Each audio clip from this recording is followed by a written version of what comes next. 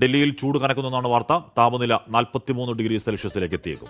ഇന്ന് yellow alert പ്രഖ്യാപിച്ചിട്ടുണ്ട് കാലാവസ്ഥാ നിരീക്ഷണ കേന്ദ്രം. ഈ മാസം 27 വരെ ഉഷ്ണതരംഗ മുന്നറിയിപ്പുണ്ട്. ഡൽഹിയിലെ സ്കൂളുകൾക്കായി പുതുക്കിയ മാനദണ്ഡങ്ങൾ പുറപ്പെടുവിച്ചിട്ടുണ്ട് ഭരണകൂടം. അർജുൻ പീതാംബരൻ ചെയ്യുന്നു ഡൽഹിയിൽ നിന്ന്. Arjun, good morning. അപ്പോൾ ഉഷ്ണതരംഗത്തിന്റെ പോസിബിലിറ്റി കാര്യങ്ങൾ എത്തുകയാണ്.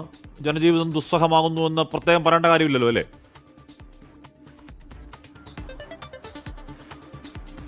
ഹാഷ്മി, അസദ, ജനജീവിതം ദുസ്സഹമാകുന്നുണ്ട്. ഇന്ന് 41 മുതൽ 43 ഡിഗ്രിയിലേക്ക് വരെ ചൂടെത്തുമെന്നുള്ള വിലയിരുത്തൽ ഇതിനോടകം തന്നെ വന്നിരിക്കുന്നു. അതിന്റെ കൂടി അടിസ്ഥാനത്തിലാണ് ഇന്നും യെല്ലോ അലേർട്ട് IMD പ്രഖ്യാപിച്ചിരിക്കുന്നത്. മാത്രമല്ല, ഏപ്രിൽ 27 വരെ ഡൽഹിയിലും അതുപോലെ തന്നെ ഉത്തർപ്രദേശ്, പഞ്ചാബ്, ഹരിയാന പോലുള്ള മറ്റ് ഉത്തരേന്ത്യൻ സംസ്ഥാനങ്ങളിലും ഉഷ്ണതരംഗം നിലനിൽക്കുമെന്നുള്ള ഒരു സുരക്ഷാ മുൻകരുതൽ നടപടിയായിട്ട് കൂടി ഒരു ജാഗ്രതാ നിർദ്ദേശം ഇപ്പോഴെന്തായാലും പുറപ്പെടുവിച്ചിരിക്കുകയാണ്.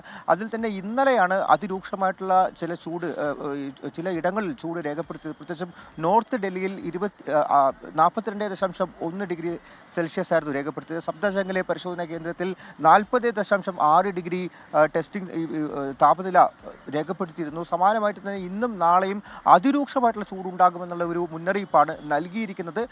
ഒറീസയിലായിരുന്നു ഇന്നലെ ഏറ്റവും അധികം ചൂട്, 44 ഡിഗ്രിയിലേക്ക് പോയിരുന്നു. മാത്രമല്ല, പശ്ചിമ ബംഗാളിൽ ഇപ്പോൾ തിരഞ്ഞെടുപ്പ് നടക്കുകയാണ്. അവിടെയും 43 ഡിഗ്രിക്ക് മുകളിലേക്ക് പോയിട്ടുണ്ട്. ഇപ്പോൾ ഈ സ്കൂളുകളിലെല്ലാം തന്നെ പുതുക്കിയൊരു മാനദണ്ഡം പുറപ്പെടുവിച്ചിട്ടുണ്ട്. അതെല്ലാം തന്നെ ഈ വിദ്യാർത്ഥികളെ പരമാവധി ക്ലാസ് മുറികൾക്ക് പുറത്തേക്ക് ഇറക്കരുത് എന്നുള്ള ഒരു കാര്യം മുൻനിർത്തിക്കൊണ്ടാണ് ആ ഒരു പുതുക്കിയ മാനദണ്ഡം പുറത്തിറക്കിയിരിക്കുന്നത്. അതായത് ഈ അസംബ്ലികളെല്ലാം തന്നെ വിലക്കിയിട്ടുണ്ട്. അതുപോലെ തന്നെ ഈ ഔട്ട്ഡോർ ആക്ടിവിറ്റീസ് ഒന്നും തന്നെ വേണ്ട എന്നുള്ള കാര്യം നിർദ്ദേശം നൽകിയിരിക്കുന്നു. ഒപ്പം ഓരോ മണിക്കൂർ കൂടുമ്പോഴും വെള്ളം കുടിക്കാൻ വിദ്യാർത്ഥികളെ ഓർമ്മിപ്പിക്കുന്ന ബെല്ലുകൾ അടിക്കും സ്കൂളുകളിൽ എന്നുള്ളൊരു നിർദ്ദേശം കൂടിയാണ് വിദ്യാർത്ഥികൾക്കായി സർക്കാരും ഭരണകൂടവും ഇപ്പോൾ സ്കൂളുകളിലെ അധ്യാപകർക്ക് നൽകിയിരിക്കുന്നത്.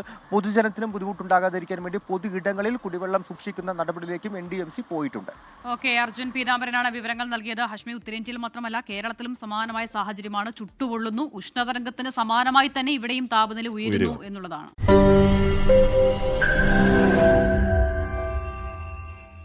ലോകത്തെവിടെയായാലും ഏത് സമയത്തും 24 വാർത്തകളും ഓഗ്മെന്റഡ് റിയാലിറ്റി പാക്കേജുകളും എക്സ്പ്ലെയിനറുകളും വിശദമായി കാണാൻ ഞങ്ങളുടെ YouTube ചാനൽ നിങ്ങൾക്ക് സബ്സ്ക്രൈബ് ചെയ്യാം.